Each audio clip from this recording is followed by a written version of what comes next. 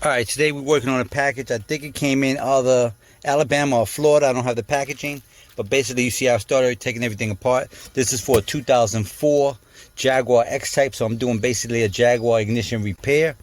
Um, Here's their old key. As you see, it's all chewed up and the ignition is messed up.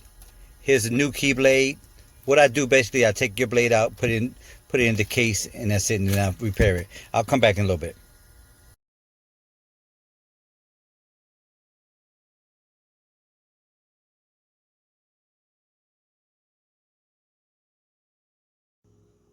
Alright, we're back. Here's all the old parts I took out of the lock. So I put new parts in. Here's that old key. Here's the newly cut key. It's turning nice and smooth now. Original problem, it wouldn't turn at all. So, and that's about it. You need us to rebuild your lock, give us a call, or go to the website, www.acmlocksmithgroup.com.